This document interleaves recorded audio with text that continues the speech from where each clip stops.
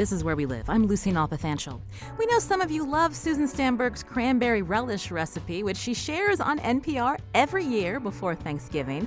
There are others who wouldn't dare serve that Pepto-Pink condiment at their Thanksgiving table. Of course, the easiest way is to buy it in the can. Now, don't judge. Could it actually taste better than homemade? Coming up, we'll learn about an effort to revive Connecticut's cranberry capital. Keith Bishop of Bishop's Orchard joins us later this hour. But first, this year women made headlines in Connecticut and across the country after gaining seats in a number of elected offices. Some were even elected to seats historically held by men. Vi Lyles is among the historic wins. She's the first African-American woman to be elected mayor in Charlotte, North Carolina. Today we explore why more women are running for office, and we'll ask, what does it take? Who are the new women who've been elected to seats in your town? You can join the conversation, 860-275-7266. You can email Where We Live at WNPR.org. Find us on Facebook and Twitter at Where We Live. Now, our first guest runs a program at Yale University where women, no matter their party affiliation, can learn what it takes to run a campaign. On the phone with us is Patty Russo, Executive Director of the Women's Campaign School at Yale. Patty, welcome to the show. Thank you, Lucy. I'm thrilled to be here. So first off, for listeners who may not have heard about the Women's Campaign School, tell us about the program. The program is a 5-day intensive at Yale Law School. It will be held next year, the week of June 11th. It is a nonpartisan, issue-neutral political campaign training program for women interested in running for public office as well as women interested in campaign management. Now, I mentioned you're executive director. How long has this program been around? We will be celebrating our 24th year in 2018. We know that the 2016 elections were memorable for many different reasons. What did you see in terms of interest in the Women's Campaign School after the election? Well, the interest started soaring, Lucy, immediately following the results of the November 2016 election. And then it really started to catapult after the Global Women's March in January of 2017, this year. An inordinate number of women called us, emailed us, and said, basically, I'm mad, I marched, I want to run for office. We started returning those calls and responding to those emails and discovered that 1/3 of the women who were interested in running weren't even registered to vote, that another third were registered to vote but hadn't voted in the November 2016 election because they said, well, the two candidates were so similar I couldn't make up my mind. But they were mad now, and they marched and they wanted to run for office. So 2/3 of the women who reached out to us, Lucy, weren't appropriate for a 5-day intensive. And so that's why we created our new initiative this year, the Women's Campaign School at Yale, The Basics, which is a 1-day training to help women successfully and effectively launch their political careers. You said interest was soaring. How many seats do you normally have at the summer session, and how many applications were you getting? At the summer session, our max is 80, and I have to say the past 2 years, we accepted 80, and all 80 arrived. All 80 took the spots. And, of course, this past year, we saw a close to 25% increase in applications as a result, again, of this women, having this newly discovered passion for politics. So it's really exciting. So walk us through some of the candidates, so to speak, that get accepted into your program. Tell us a little bit about their backgrounds. You mentioned that the result of the 2016 presidential elections energized some of them, but we know all politics are local in a way. And how do you get people interested to start at that municipal level before they look to Congress or other seats? Well, I do a lot of speaking engagements throughout the year, just to women's groups and other groups, and just getting women to think about the possibility of running. There's a very popular statistic out there that says that women need to be asked at least 3 times before they even think about running for office, whereas men don't need that push. They pretty much self-identify. And so the more we're able to inspire more women to get into the political pipeline and take the risk and run, and train them well, thus skewing them for success, the more women will be able to get running and winning sooner versus later. Mm-hmm. Are they women of diverse backgrounds that are at the Women Campaign School? Very, very diverse, I have to say. The majority of the women who attend our school are women of color. I'm really proud of that. And they come from all walks of life. The majority of them have had, major political experience. They've been leaders in their communities. They have run for local office and served locally, and are now preparing for that next step, be it state rep, state senate, Congress. Kirsten Gillibrand, United States Senator from New York, is a graduate of our school, as is our own Elizabeth Espy from the 5th Congressional District here in Connecticut. She actually attended the school along with her daughter, Sarah, who was going to be her campaign manager when she was running for office at the time. And former Congresswoman Gabby Giffords of Arizona is not only a graduate of our school, but she also served on our board for many years. Is there a cost, Patty, for people who are accepted? I'm sorry? Is there a cost to once you're accepted into the Women's Campaign School? Yes. Okay. Yes. The tuition for the week, which includes the program and most meals, is $1,800 for the week. Now, you said something earlier that you said women have to be asked 3 times before they say, you know what, I'm going to run for a seat. What are some of the barriers? What are some of the questions women are mulling over before they take that step?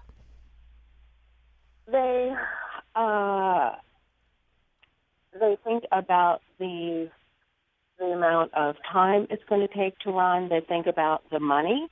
I mean, when you run for United States Senate, the kind of minimum amount you're going to need to raise is $10 million.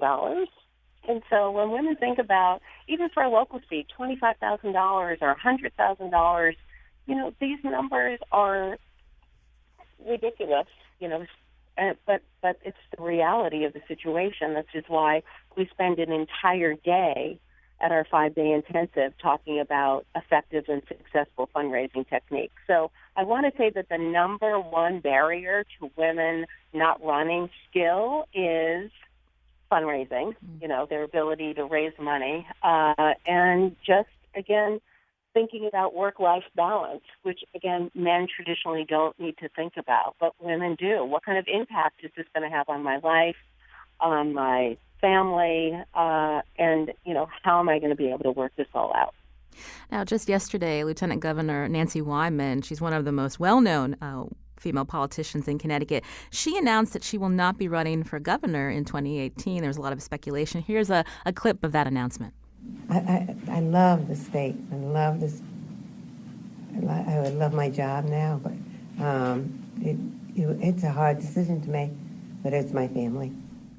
And you hear her talking about her family as one of the reasons that she felt like she wasn't going to run for governor. You just mentioned Patty Russo, again, executive director of the Women's Campaign School at Yale, that work-life balance can be challenging. Here's someone, though, Lieutenant Governor Nancy Wyman, she'd had a long career, I think more than 30 years. Can you walk us through, I know you've been doing this work and been involved with campaigns and politics for many years. Walk us through how the climate has changed for someone like Lieutenant Governor Nancy Wyman, who started out in politics more than 30 years ago, and what the climate is today.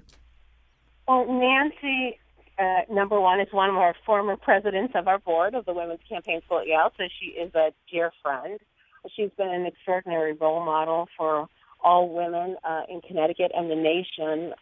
She's just served in such an exemplary fashion in everything that she's done. I've known Nancy since she was a state rep and then moved on to controller, and she's just been an extraordinary lieutenant governor for our state. I'm just so proud and grateful to know her.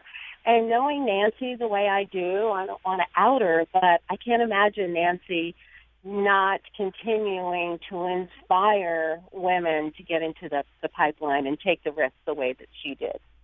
This is Where We Live. Today we're talking about the number of women who are seeking elected offices in local and state government, both here in Connecticut and nationally. Are you one of them? You can join the conversation, 860-275-7266. Find us on Facebook and Twitter at Where We Live. Now, one of the women who was elected to municipal government just in the elections a couple of weeks ago, mayor to be exact, is Mayor Ellen Zapo-Sasu in Bristol. She joins us now by phone. Welcome to the show, Mayor. Good morning. So how does it feel to be elected Bristol's first female mayor? It's a great feeling, and I think a lot of it is due in large part to the large amount of support that we received from women and moms and people that were fed up with what happened both in 2016. Oh, Mayor Zapo-Sasu, are you there? No, it looks like we may have lost her. Oh, Mayor, are you there? I am. Oh, the call dropped for a little bit. So if you want to restart you were saying as the first female to be elected, first woman to be elected as mayor of Bristol, the feeling of that and who you heard from in your campaign. We had many people, both men and women, who were very concerned after the 2016 election. They were also concerned because in Bristol in 2015, I had actually lost to my opponent by about 100 votes. So we had been building to a crescendo about change, and the empowerment that people felt after feeling helpless with two elections that they felt should have gone the other way in some degree definitely powered people's involvement and activism. And we had a lot of new faces at headquarters. We had a lot of social media warriors getting online and expressing their opinions that we'd never seen before. And it really definitely galvanized, I think, the local community to get involved in a local election where in the past they had not. Now, on the phone with us is Patty Russo, Executive Director of the Women's Campaign School at Yale. Mayor, I'm not sure if you were able to hear all of that conversation, but she was talking about some of the barriers of why women may hesitate before running. You mentioned that this is not the first time you ran for mayor in Bristol. What were some of the challenges and questions that you asked before running that first time? Mayor, can you hear me? Oh, go ahead, Mayor. When I ran the first time for city council, the youngest of my three children was only 6 months old. And it really shocked me to have people say, are you going to be able to do this? And the implication was that I was not a great mother if I was going to actually take on a role in city government. And I had colleagues who had children close to the same age, and nobody was asking them that question. So I think moms in general, if they do have children or are interested in public service, feel the guilt that maybe this is something they should either, quote, wait to do, or that it's not their turn, or that it's not time yet. And that, to me, is, from a local perspective, the biggest barrier. People feel as if they're being judged because they're taking this on when they have other responsibilities at home.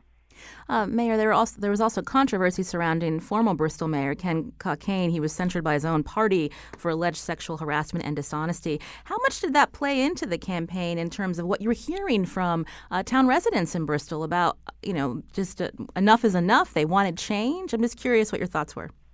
Yes, that definitely played into it. The level of rancor and, the lack of bipartisanship. He was actually censured twice within the space of a year by the city council, which was comprised of Republicans and Democrats. And both times it was unanimous because it just was not something that anybody felt was appropriate. It shifted the focus away from our very significant public policy issues, and it distracted everybody from what the city government should be doing. So I definitely believe that people said enough is enough, and let's take change and let's make it happen. And then, as I mentioned, they actually came out and engaged actively at headquarters, on social media, at the polls, going door to door, and they actually helped get that result. That's Mayor Ellen Zapo-Sasu, the new mayor of Bristol, Connecticut. Mayor, thank you so much for your time. We appreciate it. You're welcome. I wanted to go back to Patty Russo before we take a call, Executive Director of the Women's Campaign School at Yale. She mentioned the role of social media. I'm just curious in terms of when candidates, once women decide they want to run. I'm just curious, with the years you've been doing this, talking about the role of social media and how it can help or hurt a campaign, Patty. I want to speak to, before we get into that conversation, Lucy, I just want to talk about some of the mayor's comments that she made. What we have found that when women run and lose that first time, if they run again, there's a 90% chance that they will win. So she is a perfect example of that. And that oftentimes our society are not crazy about it when women are running. They really don't know how to deal with women as candidates. Of course, we're out to change all that. But they love it when women are in office. They love it when women serve, when they eventually, are able to legislate or run a city or a state. So I just find that fascinating. I think that that social media has just exploded. I think it has been so positive for women interested in taking the leap and the lead and in running for public office. It's really changed the whole attitude in our society and in our country with regard to women running. This is Where We Live. I'm Lucy Nalpathanchel. On the phone with us, Patty Russo, Executive Director of the Women's Campaign School at Yale. Today we're talking about women in politics. We just heard from the newly elected mayor in Bristol, Mayor Ellen Zapo-Sasu. And coming up, we're going to hear from New Britain's Republican Mayor Erin Stewart, who just won a third term. And we're going to continue to talk about what's prompting more women to run, not only in Connecticut, but nationwide. You can join the conversation, 860-275-7266. We'll take your calls right after this short break.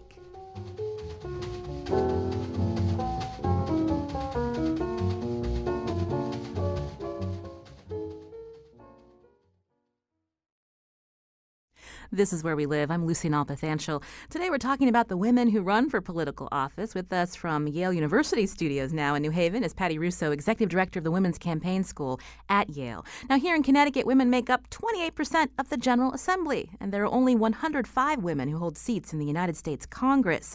Municipal elections matter just as much. Before the break, we heard from the new mayor in Bristol, Mayor Ellen Zapo-Sasu. On the phone with us now is Erin Stewart. She's a young woman, a Republican woman, who just won her third term as mayor of New Britain. Mayor Stewart, welcome to the show. Oh, good morning. Third time's a charm, right? So congratulations to you. And we wanted to learn a little bit of your backstory, Mayor Stewart, because we're talking about more women today are showing interest in running and what it takes to run a successful campaign. What inspired you to run, Mayor Stewart? Well, it was a very interesting story that I have to tell. I was 26 years old when I decided to run for mayor. But it was prior to that. Civic involvement was always a cornerstone of what my family had taught me, to always give back to the community that gave so much to you.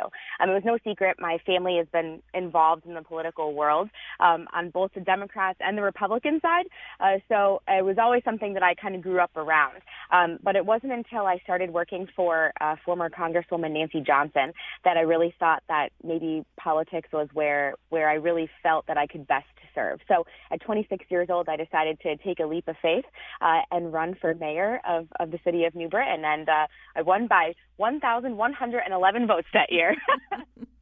Now, we know that your father was a former mayor of New Britain, so maybe that first campaign you had that name recognition in town, but now it's your third term, so you're running on the work that you're doing as mayor. What lessons did you learn from your father? And I'm just curious about, now that you're in this position for a third term, where you see your leadership going.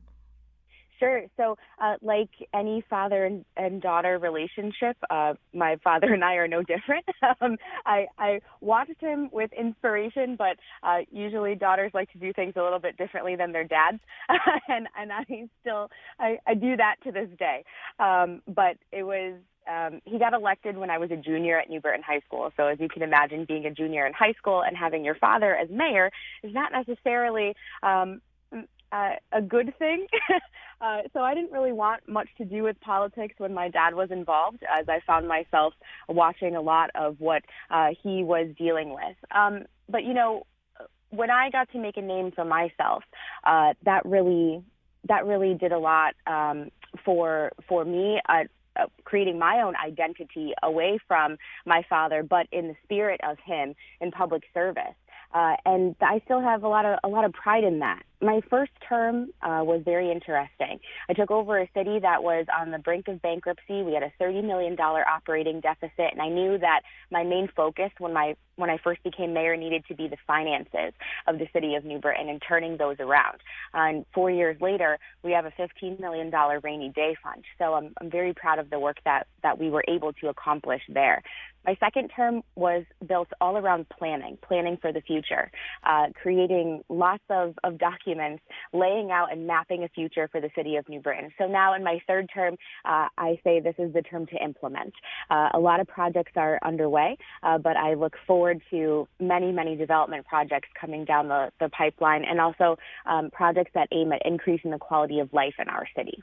I understand that you've tried to stress bipartisanship in your city. This time around, the council the Democrats hold a 9-6 edge. Do you think you'll still be able to have that bipartisanship that you've strived for the last 2 terms? Yeah, that's the exact same makeup of the council when I became mayor in 2013. So it's nothing new to me.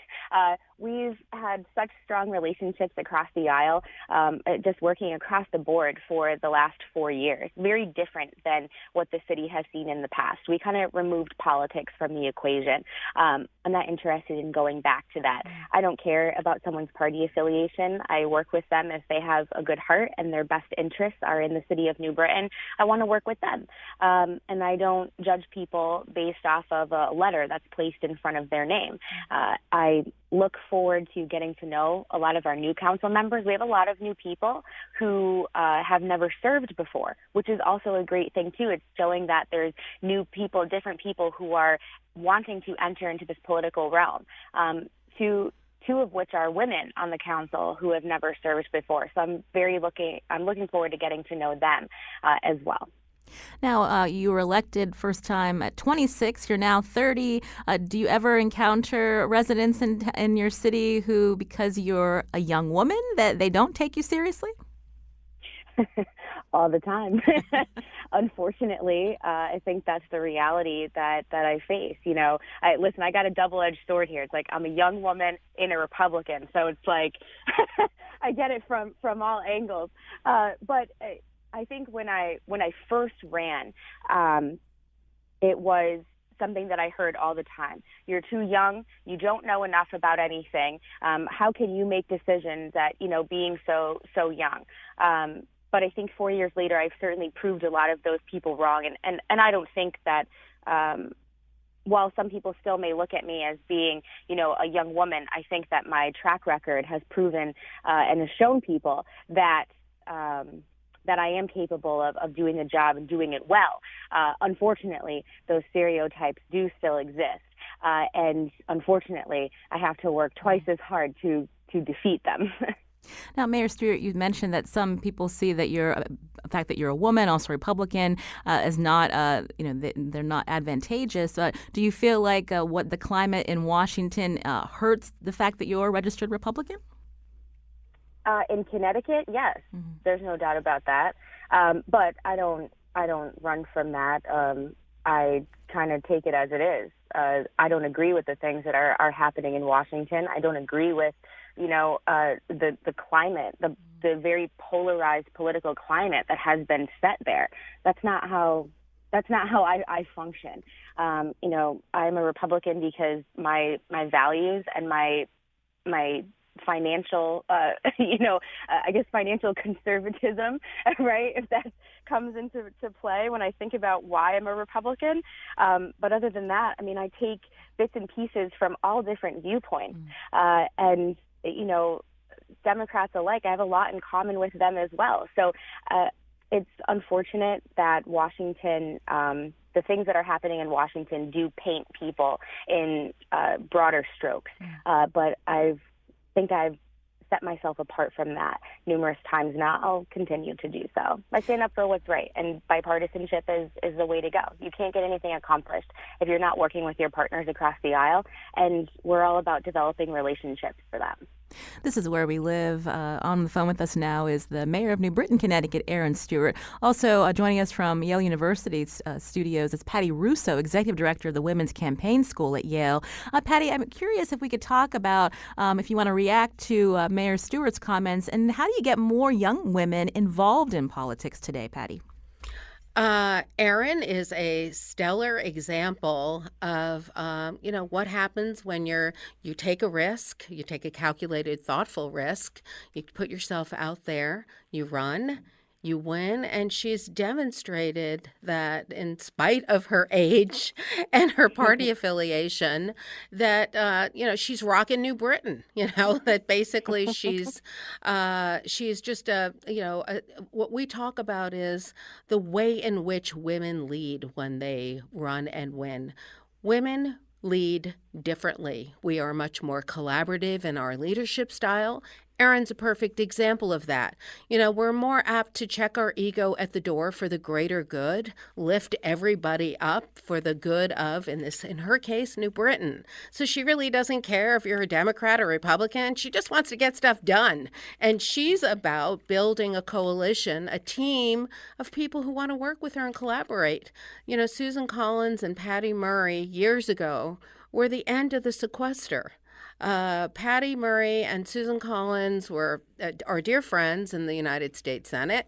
They were on the Finance Committee at the time, and they were going to all these meetings, and all the boys were kind of, pontificating and out talking to the media about how nothing was getting done and they couldn't reach an agreement. And Susan just went to Patty one night and said, "Are you as tired as I am about just, going to these meetings, nothing getting done? Will you stay up with me tonight and put a draft together and just put a proposal together?" And they stayed up all night putting that draft together. And that proposal that they offered the next morning was the end of the sequester. That's the difference. That's the way in which women work. And that's why we need more women in leadership. Now, what do you say to women who are independent, who don't want to register with a party, who are, they're fed up with partisan politics in this country? What do you say to those women, Patty? We deal in political reality at the Women's Campaign School at Yale. It's really difficult. It's really a challenge. Not impossible, but it's really difficult to run and win as an unaffiliated independent person. That said, I do believe that 2018, women are going to be the story. Women are going to be the story of the midterms. I think that we're going to see an inordinate number of women running and winning. However, the majority of those women, if not all of those women, will be affiliated with a major political party. You mentioned 2018. I should ask Mayor Erin Stewart, while you're on the line, we have a big gubernatorial election coming up. Are you interested in running? How did I know this question was coming? Let's say, and I've said it many times and I say it again, I'd never close the door on an opportunity. And I think that as women, we often do close the doors on opportunities for ourselves because we oftentimes put ourselves down and think that we're not capable of doing it. I will not close the door on that option. I won't shut myself out from any opportunity to look at an ability to run statewide and take the work that I've done to New Britain and translate that over to the state. So while I haven't officially made a decision yet, I have said that I will sometime around January. All right, Mayor Stewart. Well, sometime in January, if you do make that decision, we hope you come back on the show. I'm sure I will. This is Where We Live. I'm Lucy Nalpathanchel. Today we're talking about women in politics. You can join the conversation, 860-275-7266. Liz is calling from Durham. Liz, you're on the show. Hey, I'm Liz from Durham. Thanks for doing this. It's an important subject, and we appreciate it. And there's been a lot of positive message, but I would like to talk about the fact that every day is a new horror coming down from Washington. The passing of the tax bill yesterday that attacks Obamacare, the lifting of the ban on big game trophies. It's very, very difficult to keep folks motivated under the best circumstances. A lot of women I'm finding in my Democratic Party here in Durham is a lot of the motivating factor is anger and fear. It's exhausting. How do we harness hope for women who want to be in office and just need a little bit of a break from all the trials that we're hearing about in Washington? That's a great question, Liz. I'll let Patty and hopefully Mayor Stewart to chime in as well. Patty first? Every day in every way, I am inspired. I'm inspired. I feel that, initially, all of the women we saw who were mad and marched and wanted to run are now shifting their energy to thinking, okay, I'm going to run because I want to make a positive difference in our world. And I believe that with effective mentoring, with women supporting women, that we're able to shift that energy and create a nucleus of support where women will feel inspired in spite of the heaviness of the national climate to continue to get out there and to use their voice for good. New Britain Mayor Aaron Stewart.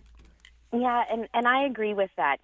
Banding together, making sure that women are supporting other women, and that I think is most important. And that's some work that we can do together, regardless of our party. Ensuring that women have a voice at the local government level, too, is very, very important. What we do on the local level on a day-to-day basis affects our lives, the next day. And that's important work that can't stop being done either, because we're seeing a lot of the nasties coming from Washington. I think perhaps being around other women make us feel empowered, and maybe some more networking groups or something, getting women involved to support each other is a good way to keep that inspiration going. This is Where We Live. We're talking about women in politics after the November 7th elections, where women in Connecticut and across the country gained seats. Now, there's a national campaign to get women interested and prepared. It's called Ready to Run. Joining us by phone now is Gail Alberta, the director of Ready to Run Connecticut. This is an annual program based at Fairfield University. Gail, welcome to the show. Hi, thank you for having me. So tell us about Ready to Run. Ready to Run Connecticut is a one-day conference, if you will, that has two different tracks. One is for women who want to seek office in Connecticut. We focus primarily at the state or local level. At the local level, it's where 90% of all of our elected seats are. So we put a big emphasis on, running for your school board, running for town council, and positions like that. And then we also have a separate track for women who aren't necessarily wanting to run for office but still want to get engaged and don't know what they really want to do yet.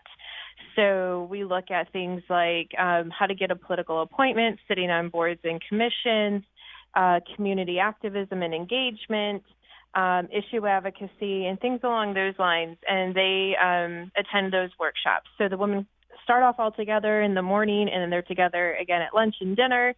And during the day, they break off into these workshops that they've chosen to attend based on their interests and their desires to engage in our political system.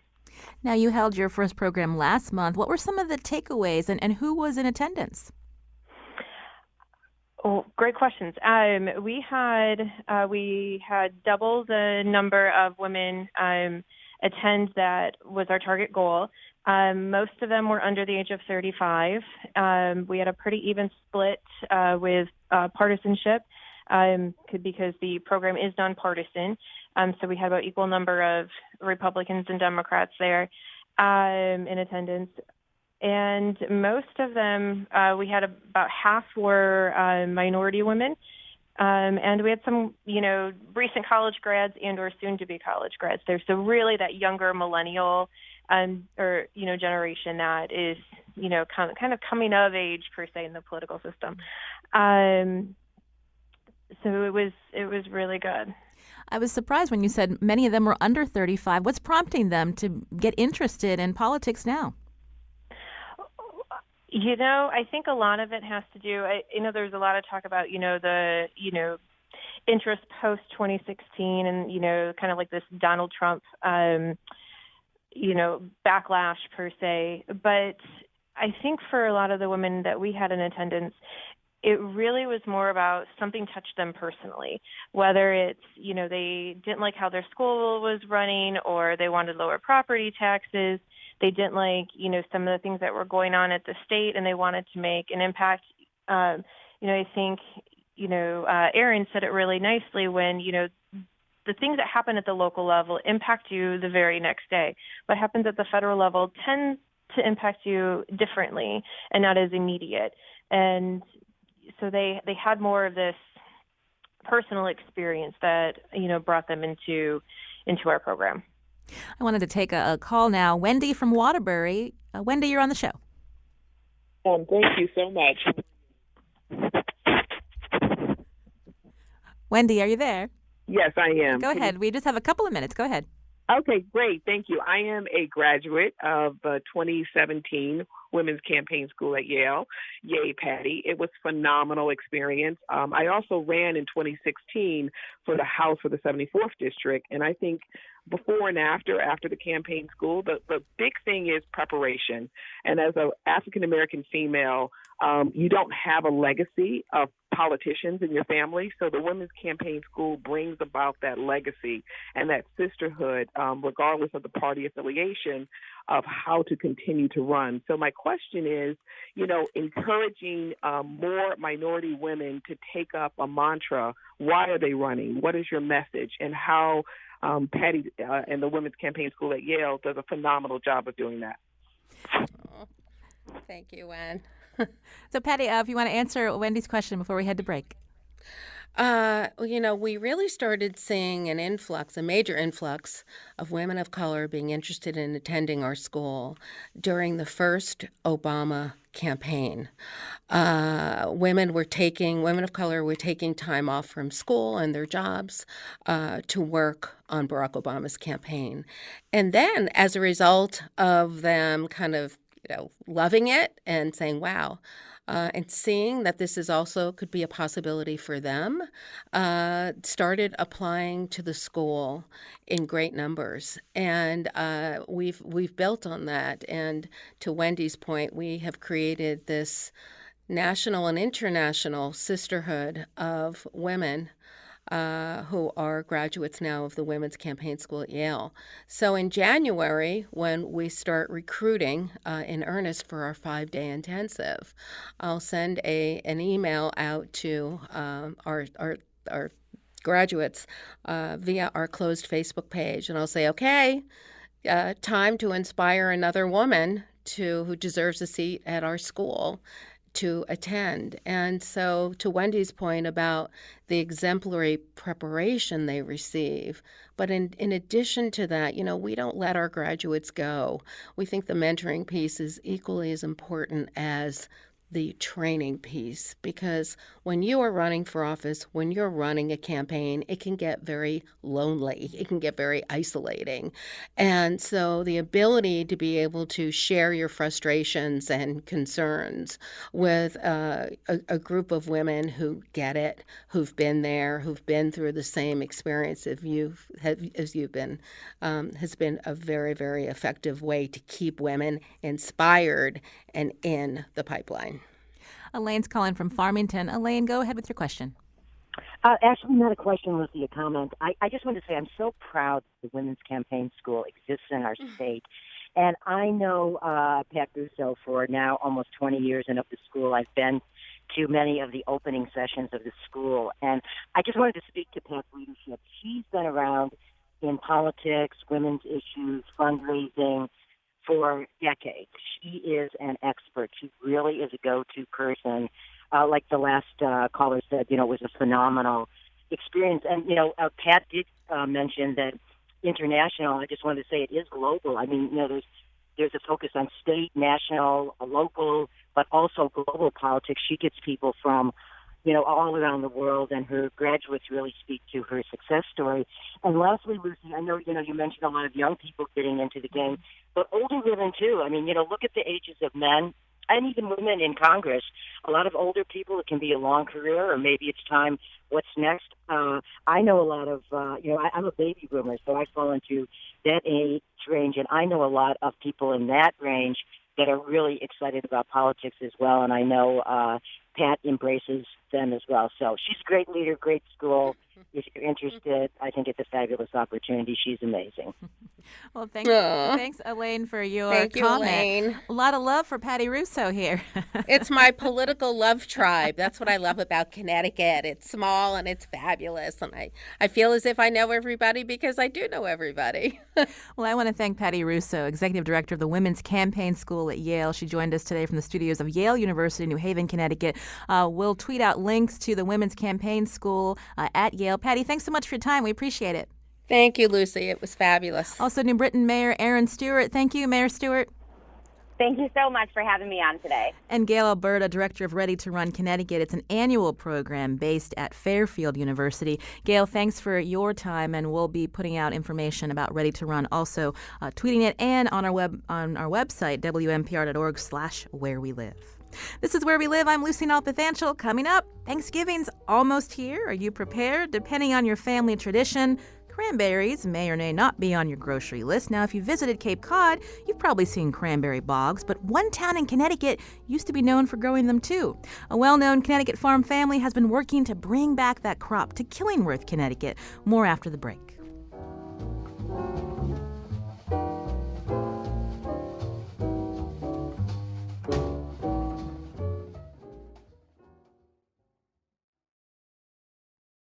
This is Where We Live. I'm Lucy Nalpathanchel. Coming up Monday, the prospect of nuclear war. How serious is it? We'll talk to activist and author Dr. Helen Caldicott, who will answer the most pressing nuclear-related questions you may have. We'll also check in with Cato Institute's John Mueller, and we want to hear from you. That's Monday. Now, Thanksgiving is next week. Are you prepared? Cranberries are often on the dinner menu, and in Connecticut, more than a century ago, one town was known for its cranberry bogs. Now there are efforts to bring it back. On the phone with me now is Keith Bishop, co-owner of Bishop's Orchards and proprietor of Killingworth Cranberries. Keith, welcome to the show. Good morning. Thank you very much for having me. Now, I understand that your Killingworth Cranberries is the only bog in Connecticut that's had commercial production, but there was a history way back when. Fill us in. Yeah, Killingworth Cranberries was established by the Evarts family back in the late 1800s, and they built the bog in the northern part of Killingworth that consisted of about 25 acres in total. And that family ownership sustained through the 70s, and then production curtailed as the family aged. They approached me back about 5-6 years ago, wondering if we were interested in carrying on their tradition.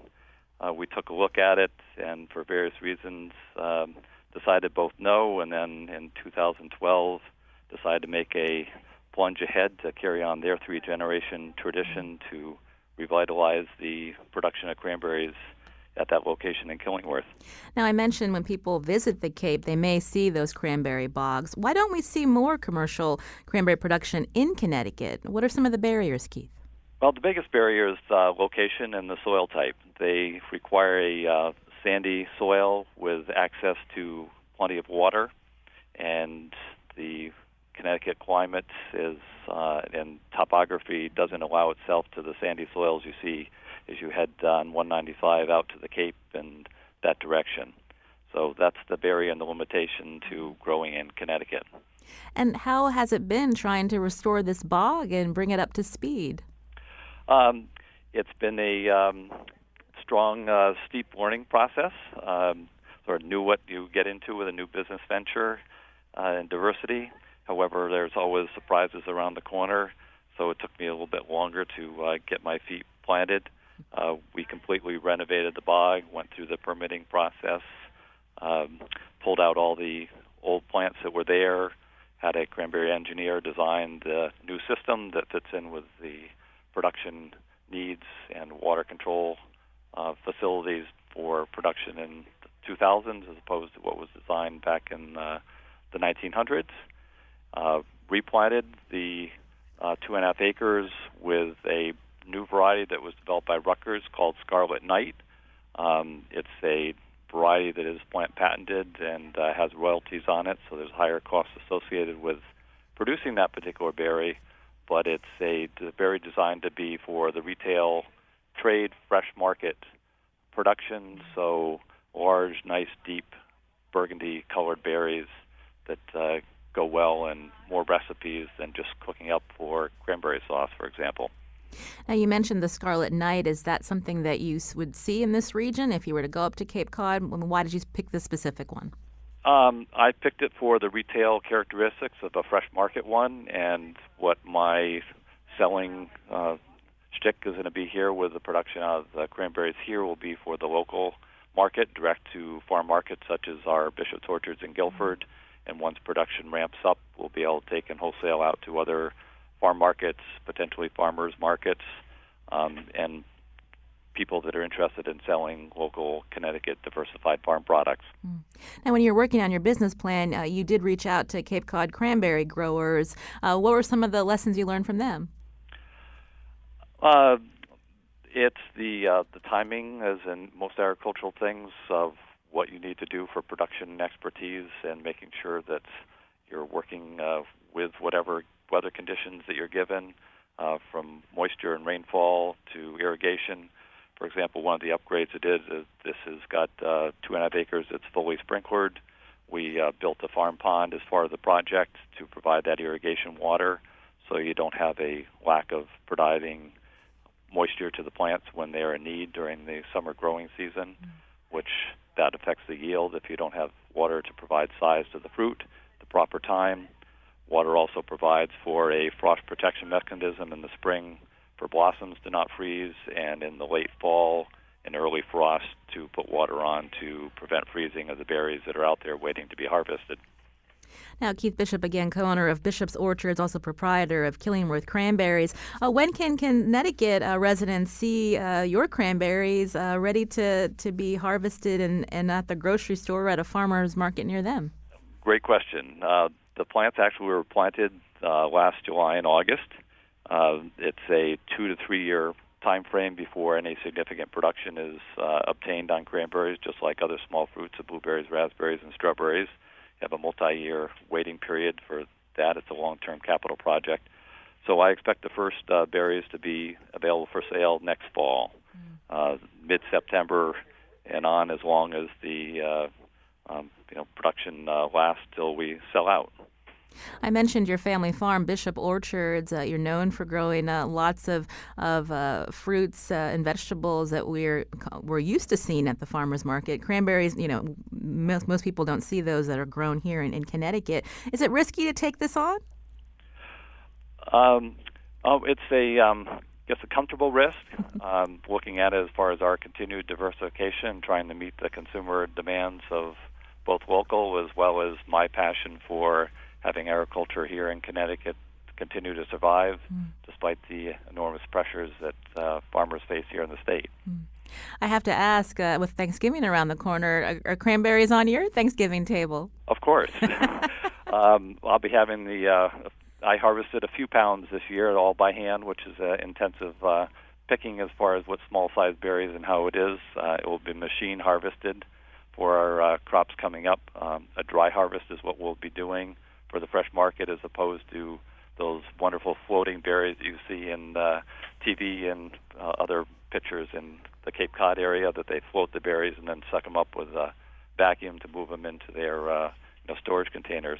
But one of the favorite recipes that I've got is having cranberries incorporated into acorn or butternut or winter squash, and cutting that squash in half, whether it's a acorn or a sweet dumpling or a butternut, and then putting some brown sugar in along with that, about a quarter to half cup of cranberries, a little bit of margarine, touch of brown sugar, and some other herbs.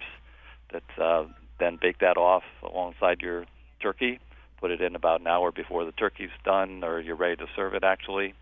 And that'll take and have a nice, wonderful flavor of cranberries and the squash, and it looks great garnished up on the side with some fresh whole cranberries as well. That sounds lovely. Now, have you heard of Mama Stamberg's cranberry relish? I have not. It's not for everyone. Well, we can send you the link if you want. Oh, fantastic. I want to thank Keith Bishop, co-owner of Bishop's Orchards, proprietor of Killingworth Cranberries. Starting next year, you may be seeing Killingworth Cranberries at your farmer's market. Keith Bishop, thank you so much. Have a lovely Thanksgiving next week. Glad to share the time with you. Thank you very much. Our show today produced by senior producer Lydia Brown. Special thanks to WNPR intern Evan Sobel. Our technical producer is Kyone Wolf. WNPR's executive producer is Katie Tolarski. As always, go to our website, WNPR.org/where we live for more about the show. I'm Lucy Nalpathanchel. Thanks for listening. Have a great weekend.